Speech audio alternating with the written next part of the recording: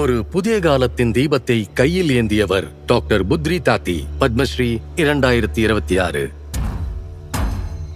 இருளை கடந்து செல்லும் போதுதான் ஒளி பிறக்கும் என்று சொல்வார்கள். அந்த ஒளியாகவே புத்ரி தாத்தி மாறினார். 15 வயதிலேயே அவள் வாழ்க்கையின் ஒரு கடினமான உண்மையை உணர்ந்தாள். பள்ளியை அறியாத குழந்தைகள், அவர்களின் எதிர்காலம் இருளில் மூழ்கியிருந்தது. அந்த சமூகத்தில் பெண்களுக்கு மதிப்பும் இல்லை, உரிமையும் இல்லை.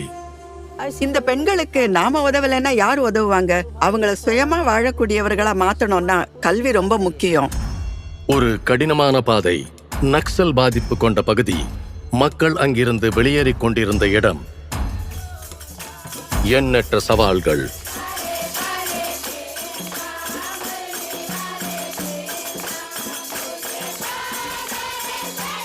பசி, தாகம் எதையும் பொருட்படுத்தாமல் அவள் கிராமமாக பல மைல்கள் நடந்து சென்றாள். மக்களிடம் விளக்கி அவர்களை ஊக்குவித்தாள். அவள் மக்களிடம் பேசினாள், குழந்தைகளை ஊக்கப்படுத்தினாள், பெற்றோர்களுக்கு உற்சாகமளித்தாள்.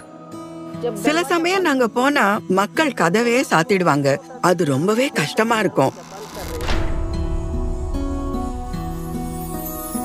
காலத்தின் போக்கில் மூடப்பட்டிருந்த அந்த கதவுகள் திறக்கத் தொடங்கின.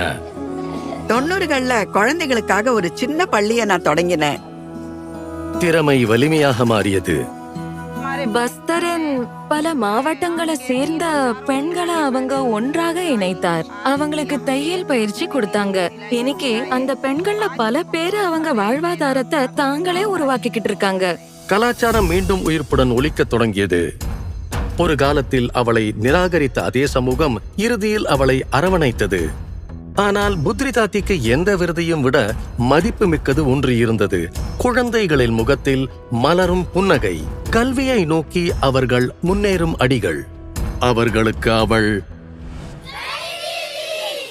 இன்னைக்கு மக்கள் எல்லா துறையிலயும் முன்னேறிக்கிட்டு இருக்காங்க. ஆயிரக்கணக்கான குழந்தைகள் ஸ்கூல்ல படிக்கிறாங்க. இது ஒரே ஒரு புத்ரி தாட்டி பண்ண வேலை மட்டும் இல்ல. தொலைதூர காட்டுல இருந்து ஒருத்தரை கண்டுபிடிச்சு அவரை முன்னேற்றுவது, அதுதான் மரியாதையின் உண்மை அர்த்தம். அதுதான் சுயமரியாதை. இதுல ஒரு ஆழமான நோக்கம் கிடைக்குது. எங்கேயோ ஒரு இடத்துல ஏதோ ஒரு விதத்துல நாம சமூகத்துக்கு தேவைப்படுறவங்கன்னு ஒரு உணர்வு வரும். டாக்டர் புத்ரி தாத்தி, பத்மஸ்ரீ 2026. கோடி கோடி நமஸ்காரம்.